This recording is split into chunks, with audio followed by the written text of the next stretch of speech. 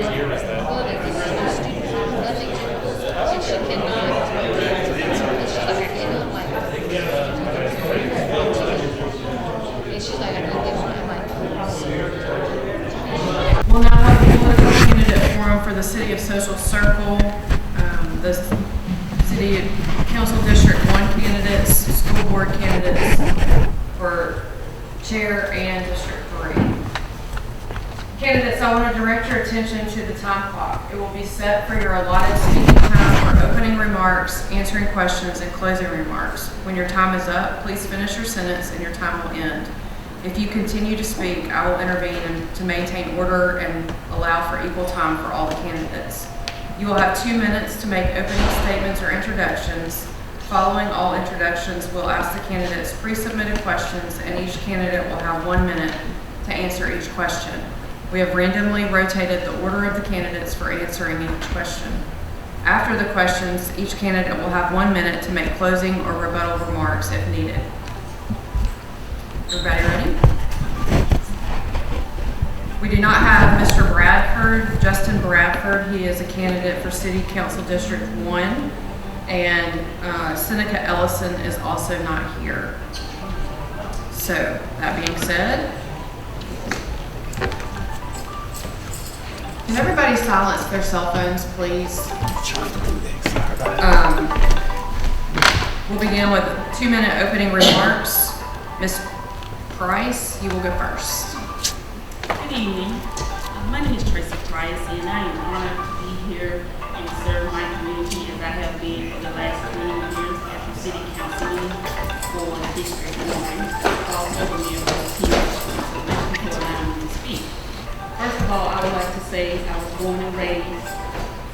born and raised in Social Circle, and then I attended college where I received my first degree, and also went back many years later to receive a second degree. I have a Bachelor of Administration degree and a Bachelor of Science degree in Network Communications. And it has been a great pleasure serving Social Circle, and I intend to bring unity, opportunities, and hopefully lower our property taxes. Thank you. Thank you. Ms. Morris. Thank you. I am Taylor Morris. I have served as the Social Circle City School Board Chair since August of 2023. I was appointed by the board when the previous chairman stepped down. I ran 2 years ago, so 2 elections in 2 years. I don't know if that's punishment or the Lord working on my patience, but to fill the remainder of the term, and I'm running again. I am raising second generation Redskins. My husband was born and raised in Social Circle. We have 2 boys that are in 7th and 9th grade. They've only ever attended Social Circle City Schools. I have lived there for 14 years. It's a great place to live and raise children. And it's a really special place that deserves our protection, and also guiding to get us to where we need to be and not resting and staying comfortable with where we are. A little bit about me. I am a serial entrepreneur. We start businesses. I am not college educated. I tried it and it was not for me. But I think that's some of the beauty of the school board is we have a lot of people with different backgrounds, and it helps us make decisions for all of our kids. I love the schools. I love the community. And I'm just thankful to be here. Thank you to the Chamber for hosting this tonight. Thank you. Mr. McGuire. Good evening. My name is Dr. Chadwick McGuire. I'm honored to be here tonight as a candidate for school board chair. Proud to say I attended Social Circle City Schools from pre-K through 12th grade. This community shaped me, and now I have the privilege of raising 5 children who are currently enrolled in our school system. Their experiences and mine as a parent give me a deep understanding of both the strengths that we get to celebrate as well as the challenges we must address. This community shaped me, and my goal has been to give back through service, mentorship, and leadership. Whether volunteering as a traffic monitor to help keep our campuses safe, coaching youth sports, mentoring, serving on the Parent Advisory Council, lending a voice to help develop the district strategy, or volunteering to do interior and exterior perimeter checks for safety, I've always believed in showing up for our students. Professionally, I bring over 20 years of leadership experience, including service as a staff sergeant and captain in the United States Air Force, and currently as a squadron deputy commander for the Civil Air Patrol. I hold a doctorate in business administration, and I've worked across education, logistics, and technology, always with a focus on building systems that serve people. As school board chair, I will prioritize transparency, safety, and academic excellence. I'll advocate for programs that prepare students for college, careers, and service, and I'll work to ensure our schools are inclusive, well-resourced, and responsive to the needs of families and educators. This campaign is about giving back and leading forward. It's about continuing the work we've started and building a school system that reflects the values and potential of our entire community. Thank you. Thank you. Ms. Sanford Flint. Good evening. My name is Sabrina Sanford Flint, and I am seeking re-election to the Board of Education of Social Circle City Schools. I was born in Bad Kreuznach, Germany, on a military base. My parents and I returned to Social Circle by the time it was time for me to start school. I graduated from Social Circle High School in 1992 and continued my education at Morris Brown College for undergrad and Clark Atlanta University for graduate school. My family and I are proud graduates of Social Circle City Schools. After being away for college and graduate school for 7 years, the year of completion, I returned home to my home of Social Circle. This is where I chose to raise my sons.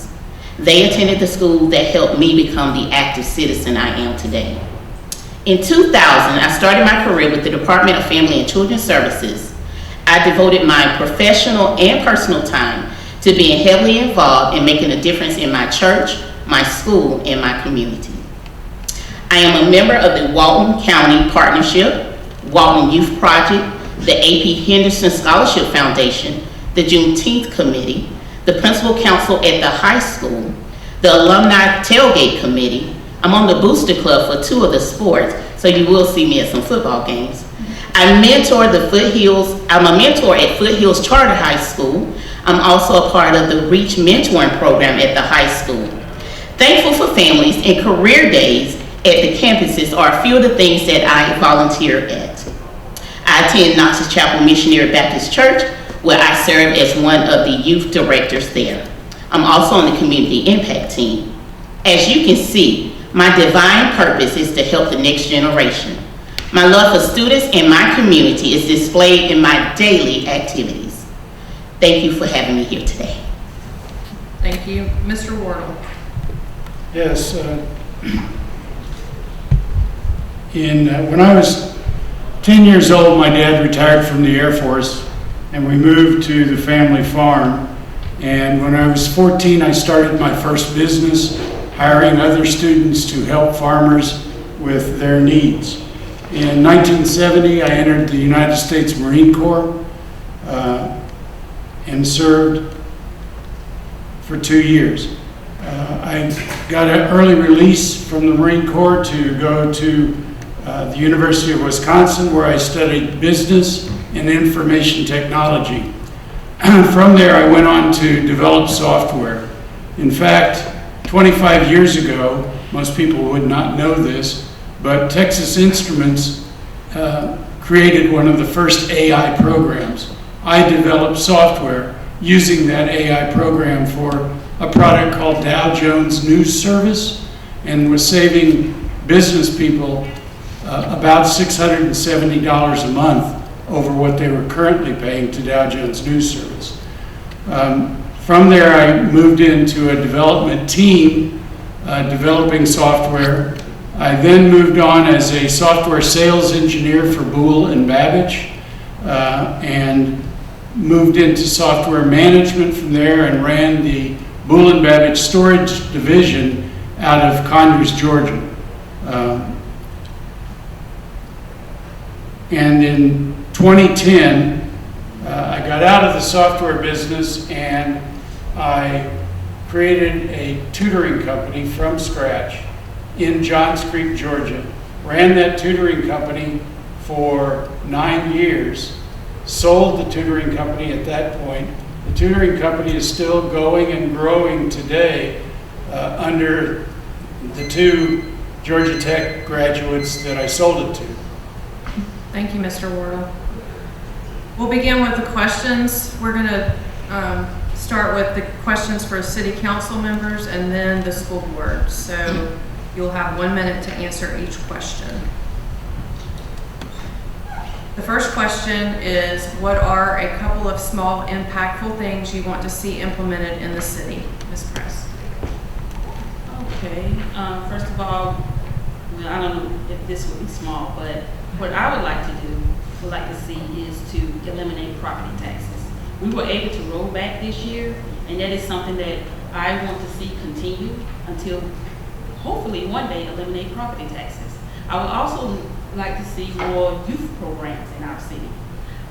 Right now, we have a youth council that's involved, and they're learning all about our government and how we operate every day. So I would like to see more of our youth stand up and be a part. And another thing is we've established a pickleball court, which I think is fantastic. And I would like to see more parks here in Social Circle, in our local government, where we don't have to go outside of our community to have those type of things. Thank you. We'll move on to question 2. What ideas do you have to enhance our downtown, and how do you recommend making them happen? Well, right now, this council realized that our downtown was like dying, so we decided to purchase 3 buildings downtown to encourage businesses to come to our city, because we would like not only just going to work every day, we would like to have an entertainment district for our community. Thank you. Question 3. What are areas in Social Circle you feel need attention, and what's the city's role to fix them? Right now, we're going through the process. I know over in my area, District 1, we have a storm drainage problem when it rains. We have a project going on right now to correct some of those issues. I do hope to get a plan together to see all areas in the city that's been affected by stormwater. Thank you. Now we'll move on to the questions for the school board. First question is, what do you see as the primary role of the school board chair or a school board member? Ms. Morris. Thank you. So the primary role of a school board chair is to facilitate communication between the board. I think that there is a misinterpretation publicly that or the position, we're the boss and we can fix everything and we can run everything. The reality is that I rely on the board members I serve with to help make all decisions. I'm only 20% of the voting portion of the board. So it's very important for the board chair to understand my job to facilitate effective communication, to make sure that everybody is heard, and to have communication between the community to the board and myself to make sure that we are fulfilling the obligations of what is expected of our district through the strategic plan. Thank you. Mr. McGuire. So I feel the role is to be servant leaders. The positions are in place because they were voted on by the community. And if the values that they hold don't line up with the community, it is hard to do that job. Policy is one of the requirements, the budget is a requirement, and hiring the superintendent is a requirement. But if your values are in misalignment, then when you go to conduct those duties, then it's going to misalign with what the community wants. So effective communication across the board, whether it's with the community, students, teachers, faculty, all of that has to happen, and there has to be an alignment of values in order for them to do their job effectively. Thank you. Ms. Sanford Flint. I think the #1 role of the school board is to be supported. And whether we're talking about hiring of the superintendent, supporting his ideas, he is the one that come and actually make suggestions. So a lot of times people look at the role that we can make suggestions, and that's not what we do. So we're there, #1, to support him. #2, we're there to be great stewards of taxpayers' money. As Ms. Price stated, we have been rolling back also. And the community don't see it because your house value went up. So you think your school taxes went up, but that is not the case. So over the last couple of years, we have been rolling back. So we're there, and the most important thing is student achievement. So we are there focusing on student achievement, doing everything that we can do to support the superintendent as he supports the staff. Thank you. Thank you. Mr. Wardle. Well, I think the main focus should be on the students, making sure that the students are getting the education that they deserve.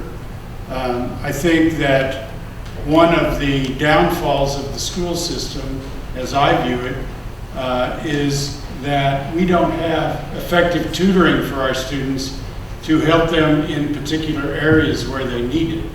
So I think that's something that the school board should be taking a look at. I have 2 grandkids there, a freshman and a junior, and they could use tutoring in the social circle schools. Thank you. Question number 2, describe the funding allocated to school systems and what role does the board play in usage of those funds? Mr. Wardle, you'll go first. Well, the usage of the funds should be allocated again to improve the education of the students within the school system. It shouldn't be necessarily focused on activities, but on giving them the best education that they can get. So supporting the superintendent in making sure that we have the right teachers in place and we have the right principals in place to make sure that that's taking place. Thank you. Ms. Sanford Flint? The allocation of funds, and when you look at the budget, the majority of the budget goes to personnel. And so with the majority of the budget going to personnel, that's how we're going to have high student achievement, by getting highly qualified teachers to actually teach. So the majority of our budget goes to teaching. Now, we also need to make sure we have the right person in the right place as our CFO. And I can definitely say that our CFO is the right person in the right place. So once she came on, she was able to find ways that we can actually maximize the money that we're receiving from the government to be able to support our students in different programs. So it's a lot of programs that are there, and some of the programs that you may not think that we do have them there because of the allocation of the funding being used to support our kids. Thank you. Mr. McGuire? So for the budget, it is a finite amount of money, but there's a requirement to balance across the different places that it be allocated within the school system. So it is the job to figure out what is the best mix so we can have, as some of them have mentioned, the right personnel. How do we support the students? Everything has an overlap in order to make the machine run effectively. The role that the board plays is finding out what matters most, because the budget is going to explain what the priorities are. So if you look at it from one year to the next, if you're able to decipher it, because it can be complicated to some, you can see how the priorities have shifted from one year to the next. Prioritizing the kids sometimes means prioritizing the teachers so that they can have the funds that they need to accomplish what they need for the mission. Sometimes it means prioritizing the administrative staff when certain decisions have been made. So that's their role, is to figure out what is the correct mix in order to provide for the school what needs to be provided. Thank you. Ms. Morris?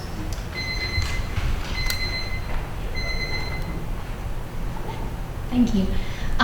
So the funding allocated to the school system is going to come from both state, local, and federal sources. So there's going to be a portion that comes from local taxpayers, there's going to be a portion that comes from the state, and a portion that comes from the federal government. That is all going to be determined internally by central office staff. That is who is going to set the majority of our budget, with about 90% of our budget consistently being personnel. So that is why it's very important to have strong leadership in your superintendent, who then employs the rest of their staff. It is not our job to tell them how to write the budget. The strategic plan dictates what our community thinks is important for a 5-year period. Our budget should be aligning with that. We should be very conservative with our funds. We should be making every effort we can to roll back when our basis is increasing, and to take care of students and teachers. Thank you. Last question. What does the social circle school system need to do to continue to ensure student success? Mr. McGuire? Shortly put, transparency. In order to ensure success, we need to be transparent with the decisions that we're making. We need to ensure we're actually hearing the students. A lot of times decisions are made based on how things were when we were in school, but this is a different generation. So their approach to things, the way they hear things, the way they learn is a little bit different. So in order to be successful, there's some things we can continue doing, but we need to build on that and evolve as necessary so that we can reach the children where they are, how they are, and when they need it. Thank you. Ms. Morris? What Social Circle needs to do to continue to ensure student success is to listen to our stakeholders through our strategic plan and take action when necessary. The board that I'm serving with right now got a school built when we talked about it for 35 years. When things need to happen, we got to do them, and we got to make hard choices. And there's a difference between transparency and full disclosure. And we need to be transparent with our community, but full disclosure hurts the system when we're talking about kids and HR matters and people's lives. And so we need to make sure that we're making decisions that are grounded and rooted and taking care of kids and aligning their education with what they have told us is important through our strategic plan, and working as a team and not as a me person. That's when kids win, when we have 10 people sitting at a table with different backgrounds and different thought processes. Thank you. Ms. Sanford Flint? I think 3 areas that we need to look at for Social Circle City Schools to actually be successful. The thing I would say is my number one thing is dealing with funding, and Ms. Morris talked about the funding, but we have a growing population of 65 and older in Social Circle, and they do not pay school taxes. And so with them not paying school taxes, that is a large money that we're missing out on. So being able to have limited resources while we're meeting the growing needs of our students. The second thing is going to be school safety for me. School safety, just knowing what's been going on at other schools around, we have to make sure that we are doing what's right with school safety. The last thing is going to be dealing with mental health. Mental health is more than just bullying sometimes, which we know a lot of times they'll say we have bullying issues, but we got to talk about mental health. And I think if we address these 3 areas, they're going to be the cornerstone of us having a successful student achievement. Thank you. Thank you. Mr. Wardle? One of the areas that I think need to be taken care of, first of all, is to make sure that we're transparent with our parents, with the parents who have students in the school. And we also need to be able to analyze what the student is doing, which is what I did at the tutoring company, is I analyzed what the student was having problems with so that I could help the teachers. And so therefore, if we can do that, we can improve how the students are being taught. And in some cases, we need to do analysis of what the student is doing, and you can do that analysis through AI. It can be very powerful in that area. Thank you. We'll now have 1-minute closing remarks. Ms. Price, we'll begin with you. The city of Social Circle means so much to me. That's where I was born and raised, and even after college, I came back to serve. And it's been a pleasure serving the city of Social Circle and meeting new people that have found us. You know, for the longest time in Social Circle, everybody knew everybody. But now you can run into people that you don't know, and it's always exciting to ask someone, hey, how did you hear about us? Where did you come from? And I mean, it's people from out of state, and they just like our small town feel. So today in my closing, I humbly ask for your vote. So when you go vote, just remember, vote Price, because it's right. Mr. Wardle. Well, in closing, I'm going to step back to, I sold the tutoring company in 2019. So I went and discussed with the gentleman who owned the company now at this time. All of the tutors that teach there have a master's degree or a PhD. Most of the PhDs are college professors. They are willing to bring that tutoring to Social Circle so that we can see the results like we did in Johns Creek, where we were sending students to Yale, Harvard, Princeton on a regular basis for free. So that I think is something that needs to be done in the school system, and that's something that I can accomplish. Thank you. Ms. Sanford Flint? 8 years ago, I ran for Social Circle City School Board of Education to make a difference in the community and provide a parent's voice. At that time, my focus was to bridge the gap in resources needed to educate all children. Today, I plan to continue building on the progress we have made. As the newly elected Georgia School Board Association Director for Region 11, I plan to use the knowledge and the resources from GSBA to make SCCS better each day. Finally, I am blessed to be a blessing.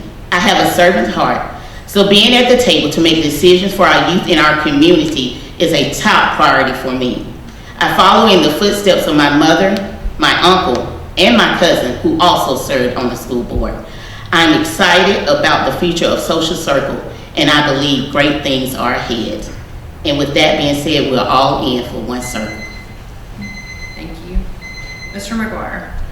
Thank you for your time tonight. I'm running for school board chair because I believe our students deserve bold leadership rooted in service, experience, and heart. As a parent of 5 children in our school system, I understand the importance of decisions made at the board level. And I'm committed to making those decisions with transparency, integrity, and community input. Together we can build a school system that prepares every child to thrive academically, socially, and emotionally. Ask for your support, your voice, and your vote. Let's give back and let's lead forward. Thank you. Thank you. Ms. Morris? I want to thank y'all again for having us here tonight. I think it is vitally important to have local elections. National elections are important, but local elections are really what shape your community. I love Social Circle. I love Social Circle City Schools. I love the staff. I love the kids. Win this election or lose it, it's not going to change. I'll be there the same way that I've been a part of this community for 14 years. I ask for your vote. We've done some good hard work. Some of my board members are here tonight and they would agree with that. We got a lot more to do to be who we want to be and not who we've been. But that takes really strong leadership, and that takes working as a team, hearing every voice at the table, and also being committed to working together even through our differences. And that is something I think our board has lacked for a long time that we've started to really work on. So I'd love to earn your vote. Thank you. Thank you to the candidates and to the attendees. The City of Monroe forum will begin at 7:50.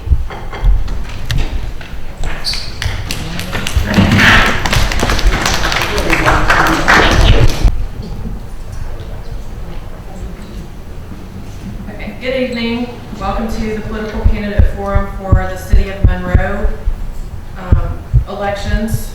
We will tonight, candidates, I want to direct your attention to the time clock. It will be set for your allotted speaking time for opening remarks, answering questions, and closing remarks. When your time is up, please finish your sentence and your time will end. If you continue to speak, I'll intervene to maintain order and allow each candidate to have equal time. If the timer stops working, Carrie will hold up a piece of paper when you have 10 seconds left. Each candidate will have 2 minutes to make opening statements or introductions. Following all introductions, we'll ask the candidates pre-submitted questions, and you'll have 1 minute to answer each question. We have randomly rotated the order of the candidates for answering each question. After the questions, each candidate will have 1 minute to make closing remarks or rebuttal remarks if needed. Is everybody ready? Okay. Candidates tonight are for City Council District 3, Ross Bradley. Charles Boyce IV was invited, but he never responded. City Council District 6 candidates are Tyler Gregory and Danielle Dee Garrett. And City Council District 8 candidates are David Dickinson and Norman Garrett. We'll begin with 2-minute opening remarks. And Mr. Bradley, you can go first. Thank you, Ms. Shannon. Good evening, everyone. My name is Ross Bradley. I am running for City Council District 3 here in Monroe, Georgia. First off, I'd like to say thank you to all the participants that made this happen. to the Walton County Chamber for putting this together, for the Walton County government for allowing us to stay in this facility, and to everybody that showed up tonight for this forum. I like to claim that I was raised in Monroe, but that I lived and grew up in Social Circle during my adolescence. Graduated from George Walton Academy in 2007. I then went on to earn my Bachelor of Business at the University of Mississippi, where I met my beautiful wife, Hollis. After college, about 13 years ago, we planted roots in Monroe, where we've been since we moved back from college. Since then, we brought 4 beautiful children into the world. During these past 13 years, I have opened restaurants in Monroe. I've served the citizens as a council member in District 3 in 2017 until 2021. I've served the community in the capacity as a law enforcement officer for the city of Monroe. Served on the Boys and Girls Club Board, as a member of the Downtown Development Authority, as well as a handful of other local involvements. My heart beats for this city. There's simple instruction in the Bible that is the primary thing for how I live my life. Very elementary, but it's the key. Love the Lord your God with all your heart, with all your soul and all of your mind, and love your neighbor as yourself. For me, that statement can be judged by every relationship that I've ever built. I truly believe that God put me on this earth to serve people well, and I take that responsibility very seriously. While we may not have much time before the election, I hope that if I have not met you before now, that I'll have the opportunity to do so, so that you can understand how deeply my heart is grounded in and for Monroe. Thank you. Mr. Gregory. Good evening. I'm Councilman Tyler Gregory, and it's my honor to sit before you tonight as your District 6 representative. Monroe has come a long way, and I'm proud that I've been able to be a part of it. Over the last decade, helping with its progress. I love this city, and I want to continue to help lead it. I graduated from the University of Georgia. I'm a family man. To my wonderful wife, Lauren, who fights for the children of this community through Child's Voice Child Advocacy Center. I have 2 children, Miller and Bryce, and we've made our home in the Mill Village. My professional life reflects my dedication to making a difference. 12 years ago, I arrived in Walton County, guided by my faith in Jesus, with a calling to serve. Through Youth with a Mission in Loganville, I led overseas missions trips and taught high schoolers the value of loving your neighbor. I quickly learned you don't have to cross oceans to make a difference. My work in Monroe began as the director of the Monroe Walton Center for the Arts, helping revitalize downtown, my first economic development project. I also mentored students from elementary age through college, my first community development project. Currently, I write grants to increase the impact of local nonprofits. I also secure grant funding for cities, counties, and development authorities across the state for infrastructure and economic development. This rich history informs my work on City Council. I always look for ways to engage and serve and improve our community. It takes time to build bridges and to master the tools of local governance. I've attended countless conferences and seminars to learn how to best serve you. Among my key accomplishments, I champion form-based code, ensuring that we have our small town feel and smart growth. As finance chair, I help make smart fiscal decisions. My economic development expertise guides policies to boost jobs and attract business. Additionally, I've advocated for housing initiatives, partnerships, and policies that increase access to attainable quality homes for everyone in Monroe. These efforts reflect my commitment to building my community for everyone. Thank you. Thank you. Ms. Garrett. Thank you. Good evening. My name is Danielle Garrett, known to most as Dee Dee. I'm running for Monroe City Council, and it is my desire to represent District 6. I'm a lifelong citizen of Monroe. I went to Monroe Primary, Monroe Elementary, Carver Middle School, and I am a proud graduate of Monroe Area High School. I got married here. My husband of 27 years is here. His name is Christopher, and we raised 4 children, Alicia, Deja, CJ, and Christian, right here in Monroe. I've always loved this city. I love the small town feel, and up until recently, I never visited a store or a business that I didn't recognize somebody. So, I've never felt unsafe here. I've never had to worry about my children being unsafe here. For me and my family, Monroe is home. And so since my youngest child, Christian, graduated and went off to college, go Jackets, I have been praying and asking God for my next step. So when the opportunity to serve my community presented itself, I knew in my heart, Lord, this is it. So after acknowledging him, I made the decision to run for city council. And as I've been out in my community, meeting people and getting a chance to actually develop some relationships with the people of District 6, I realized that now I not only want to run for city council, but I am the best person to run for city council, District 6. Thank you. Thank you. Mr. Dickinson. Friends, thank you. I'm David Dickinson. I've been your Super District 8 representative for the past 8 years. For those of you that don't know me and don't know my background, I had the privilege of serving as the mayor in this city about 20-something years ago. I've also served as the municipal judge in the city of Monroe, judge in Walton Grove, judge in Social Circle. I've spent 40 years of my life in this community as a lawyer.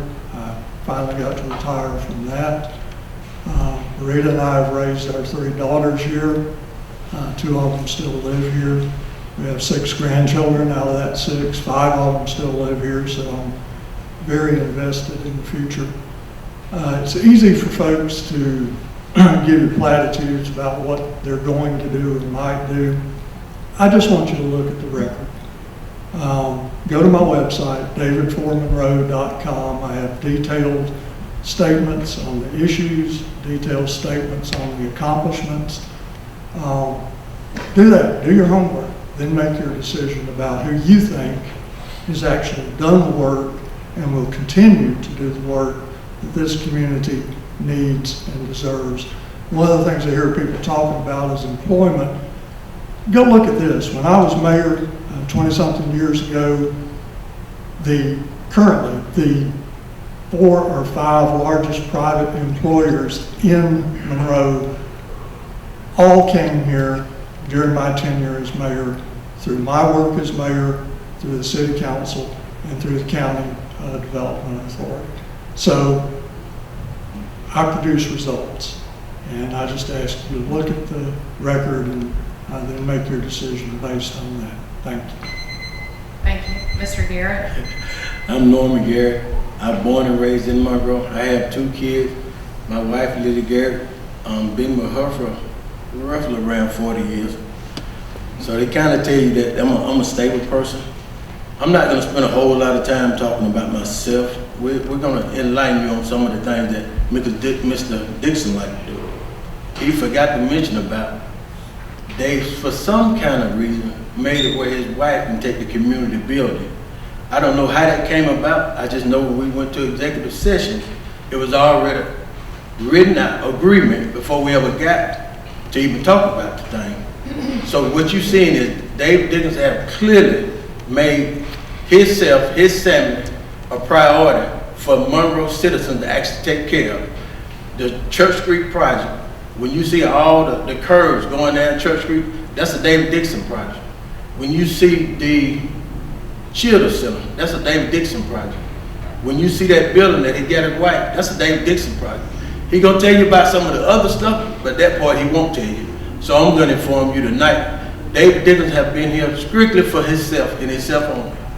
He made sure him and his family benefit and them benefit on it. David Dickinson just told you he was the mayor. He was fired from that after the first 4 years.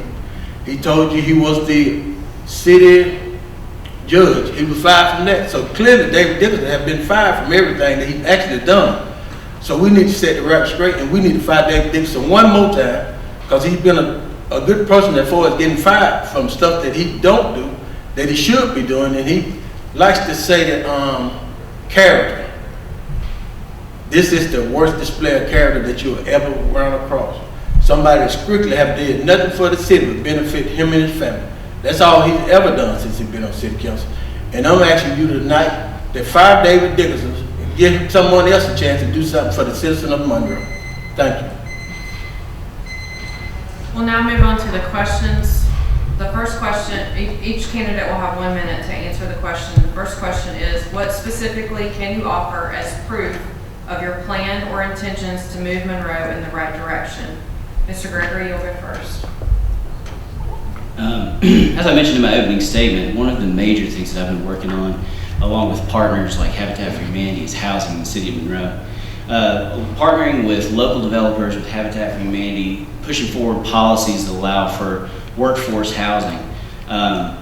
Those are the types of things that I've done to make a serious difference. An average house costing $400,000 in the county is not going to be viable for someone who even gets some of our new jobs with places like Rivian or MGM Steel, some of our new jobs. They need to be within around the $250,000 range, and that's not going to happen without collaboration and making partnerships. So that's one of the things that I want to be reelected for, is to continue to push that uphill and to continue to stabilize some of those partnerships and plans so that we can move that forward in the city. Thank you. Ms. Garrett? Proof of my plans to move Monroe in the right direction is me being a bridge for the community. My heart is for our citizens. My heart is for the senior citizens. My heart is for everyone in District 6 to be able to come along and enjoy beautiful downtown Monroe as much as anybody else. And I would like to see that happen. I would like to see more diversity. I would love to have, to be able to get some of our senior citizens out of their homes sometime and bring them down to the beautiful things that are going on. I love this city, and I would like to see everyone get to enjoy this city as well. Thank you. Mr. Dickinson? I think it's very simple. You look at what we have in place and how it got here. I've already talked about bringing the jobs, the commercial development. I was instrumental in getting our fiber optic network throughout the city. That's very important. To follow up on what Mr. Gregory was talking about with the what's called character-based or form-based code, I think that is essential because that now allows in Monroe, in the interior part, for folks to build smaller houses on smaller lots. They're way more affordable than the averages that we hear about of $400,000. I also am a small business owner in the downtown, and I continue to push to make the downtown attractive for small businesses. That's the heartbeat of the city. Thank you. Mr. Garrett? I would like to see Monroe don't always cater to the developers. I think we got a small amount of people that could actually benefit by being able to somewhat build their own property. They keep talking about basically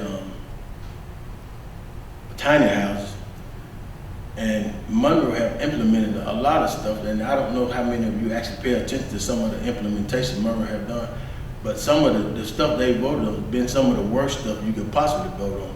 They've made it where in some groups you can build 10 houses on an acre. Where did that make sense at? No one in here should feel like you should be able to build 10 houses on an acre of land. Now they vote for this. Like he said, go look at his record. His record speaks for itself. I'm not telling you nothing that he don't already know. All you got to do is pull it up. Go to the meeting, pull up some of them. What I'm telling you is actually factual. Mr. Bradley? Thank you, Ms. Chapman. As far as specifically offering any proof of a plan, I'm going to focus more on the intentions. And right now, I would also say that I believe that Monroe is moving in the right direction and has been for many, many years now. So for me, what I can bring to this equation is my life experiences. As a restaurant owner with multiple locations and 90 employees, learning how to manage that organization is crucial for the type of position that a city council member serves in. Also, my time in law enforcement and serving on the city council in the past, as well as living close to downtown, being involved with the Boys and Girls Club, I've seen the city at its best of times and its worst of times. The greatest part about the small municipal government structure is that not one single person on the council has any unilateral authority. We all move together as a body forward. What I can bring to that equation is leadership skills that continue to facilitate Monroe moving in the right direction. Thank you. The second question, how do you feel about growth and development, specifically specifically preferred growth for our city? Mr. Garrett? Preferred growth. I don't understand what you mean when you said preferred growth. Only thing I know is Monroe is fast growing. Like now, like Mr. Garrett said, you can go to anywhere and be out there for multiple hours and won't see a single person that you know. It's not really that concerning, but I think the traffic over time is going to be concerning to you. We don't have the room to move around enough, I don't think, as far as people getting in and out of their driveways. So we're starting to see a lot of congestion. I don't want to say too congested because you don't want to make people feel unwanted or unwelcome. I just think that we need to try to coordinate the building structure a little bit better. If you look at Church Street, they got multiple subdivisions going up, and I mean, houses going up like left and right. And that itself is going to cause a lot of congestion. I just think that we need to try to be a little bit more safer when it comes to what we're letting actually happen in the city of Monroe. Mr. Dickinson? Well, it's very simple. The reason we went to the character-based code is to facilitate that sort of environment, to have houses that people can afford, that they can live in, to make this city a walkable city. We also have the golf cart ordinance. Folks don't have to be in cars to go everywhere in the city of Monroe. Are we going to have a problem with traffic? Yes, we already have one.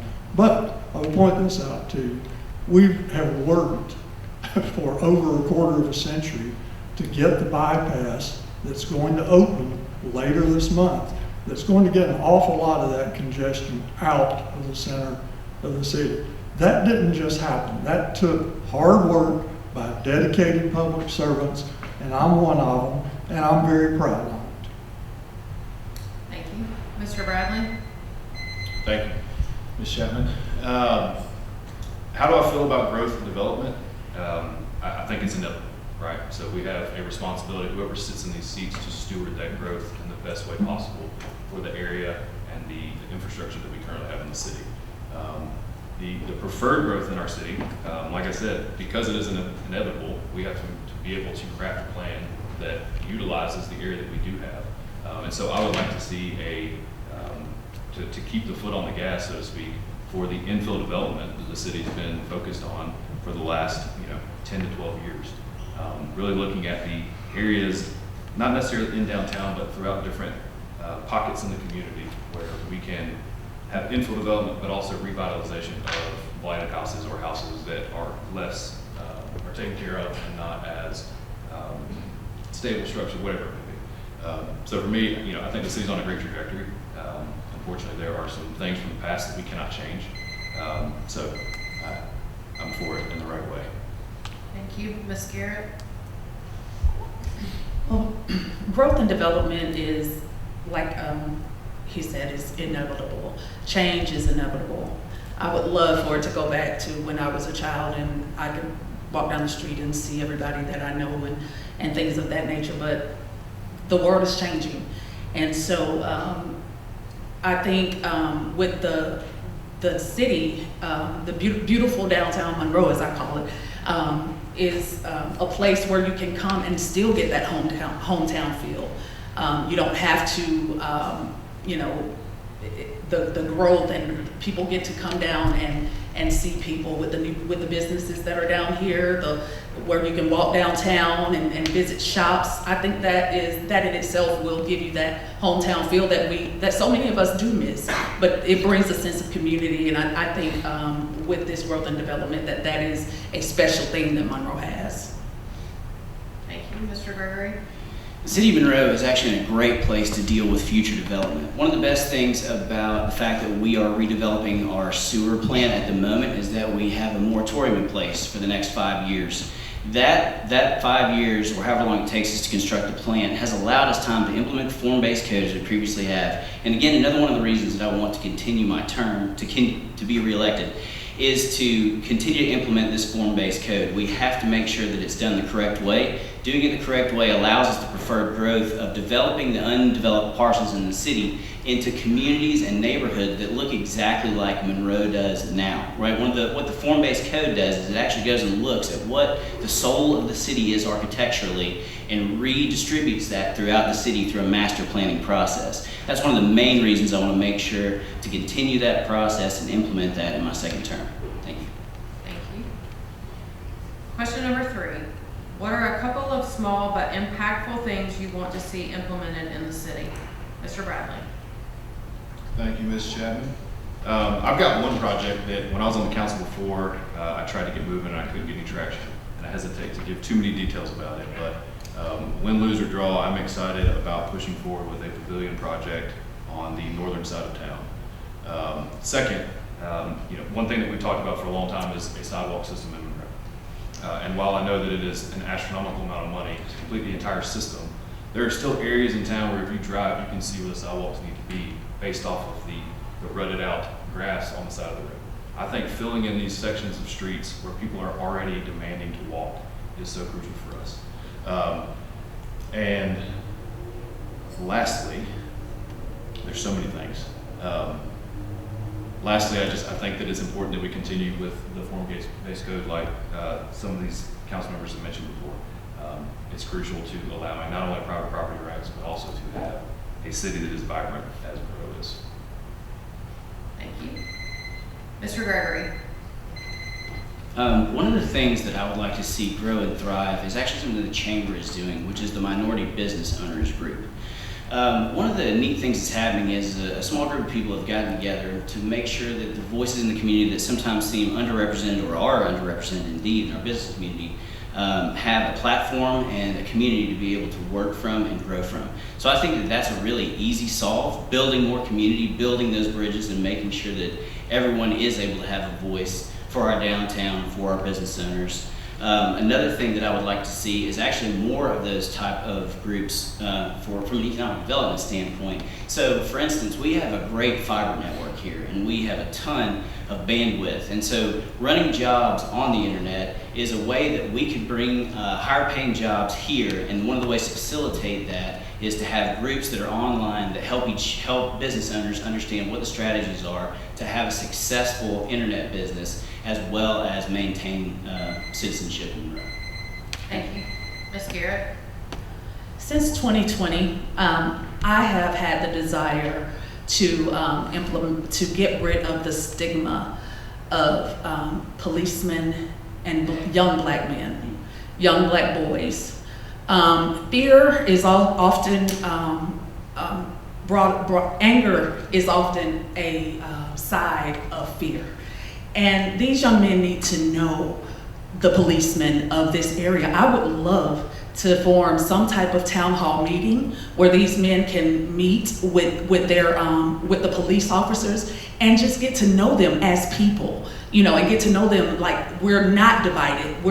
They're not there and we're here. They are here to serve. And we have never had any issues with our police. I am so grateful for them. My children have never had any issues with the police, but I know of a lot of people that are concerned just from the things that they're hearing on the news. And I think it would be amazing if we could come together and get everyone on both sides together. Thank you. Mr. Dickinson? Well, one of the things we're working on right now that I think will have a major impact for the city is to get a quality hotel located in the downtown. And so what we're working on doing is getting that hotel. It would be on the property, the blighted property, the city bought from a private owner. We will turn that property over to our development authority. We're already in discussions with a couple of hotel chains about doing that. But people say to me all the time when they come to visit, there's no nice hotel to stay in. We have to go to Athens or Loganville, Bethlehem, whatever. We need that in the city of Monroe, and we're working on it. Mr. Garrett? I definitely agree that we need a nice hotel in Monroe. I'm gonna hit on a couple of quick points. I think our parks are looking better than they ever looked, but at the same time, the parks don't have any power. You don't have any water. So it's basically like when people come out there or go out there, they don't have no way to clean them. And you see we got ducts everywhere, so you see what's actually going on. And another thing is, I think we need to try to tame some of the taxes that's actually going on. I had somebody ask me how I feel about the county tax, and I basically just asked them how you feel about the city tax. Both of them raised taxes. You mad because one of them raised it higher than the other. I'm mad because both of them raised it. So if you want to talk about one issue, let's talk about both of them. The council member you got now 3 years ago, me and Mr. Bradley tried to implement a flat tax where the tax would stay the same for 3 years, and David Dixon was one of the ones that really pushed against that. We can't do that. There's a lot of things you can do if we just can vote on. Thanks. Thank you. We'll now have 1 minute closing remarks, and Mr. Garrett, you'll go first. I'd like to thank you for your time. Like I said, I think that we need to fire David Dixon. Him and his family have did an awesome job at benefit off the city. Like I said, you go look, you'll see for yourself. I'm not saying nothing that he's going to dispute because everything I'm telling you is true. And if some way or somehow they don't feel like it's important for us to not raise taxes at some point, which basically means he don't care about the citizens, he cares about himself. I'm asking you to please help me fire David Dixon because he has spent long enough in this seat benefiting for him and his family. 8 years is long enough for somebody to do everything he wanted to do. He started implementing everything time he got there. I don't even know why he want to serve again. I mean, I don't want to call him DT, but DT 2.0 is doing some of the same stuff we seeing on is going around the world. And I'm asking you to fight David Dixon. Mr. Dickinson. Well, Mr. Garrett, I just can't let your personal attacks go unanswered. So, this is what I want people to do. It's really simple. Just go check with Dr. Google. Check it right now on your phone. Google my name, David Dickinson, Monroe, Georgia. Google Norman Garrett, Monroe, Georgia. See what comes up. See which of your candidates has a history of good character and which doesn't. See who's done what, who's accomplished what, and then vote. Vote for your choice. If you think Mr. Garrett is the better person, elect him and see what you get. Elections have consequences, serious consequences. I stand on my record, I stand on what I've done, and what he's saying is essentially a lie and nonsense. Thank you. Ms. Garrett. Thank you for allowing me to introduce myself to you tonight. I am running for city council, not just to fill a seat, not just for the title, not just for the job. I am running as a personal representative for the citizens of District 6. I'm a person that they know as their representative, a person that they have access to, a person who keeps them informed as to the things that are going on in our beautiful city. I would like to bring everyone I would like for everyone to know and be informed of the things that are going on in the city and be a part of that city. Thank you so much. Thank you. Mr. Gregory. Thank you. I'm asking you to re-elect me to continue to build a Monroe where we invest in sustainable growth, where we create opportunities for all, and ensure that our children, mine and yours, grow up in a united, vibrant community. By strengthening partnerships, making thoughtful decisions, and fostering collaboration, I aim to build bridges to a future where Monroe thrives as a place of opportunity and belonging for all. Thank you for your support. Please re-elect me and allow me to continue my work on City Council. Thank you, Mr. Bradley. Thank you, Ms. Chapman. In my opinion, municipal government is the last frontier for true public service as the Founding Fathers designed it. Decisions made today can be in effect by tomorrow. Positive transformation in our city is tangible. It can be seen, can be touched, can be discussed by everyone in our community. I am no different than any man or woman in this city. I wake up every day, put my pants on one leg at a time. I go to work to do the best job that I can. I come home, I spend whatever time I have left with my wife and 4 children. go to bed tired, and I wake up and do that again every day. I say that because I would imagine that rings familiar to all of you in the audience tonight. Amen. The only thing I can guarantee you is that I will always show up and that I'll always work tirelessly for Alderman Monroe. My focus for the next 4 years is simple. I want to target growing our industrial segment to take the tax burden off of local citizens. I want to continue investing in public safety to ensure competitive salaries and unrivaled training and proactivity. And I want to steward an environment where Monrovians can continue to succeed in small business and doing life with one another. It would be my honor to have your vote this November 4th. Thank you. Thank you. The Chamber wishes to thank the candidates, the citizens, and the county for allowing us to have this forum here. And a quick reminder to get out the vote and vote to keep the e-lost. It is the penny sales tax to support our public schools. You can find more information on the website yesmakesense.com. The election's on November 4th and early voting starts October 14th. Thank you. Thank you.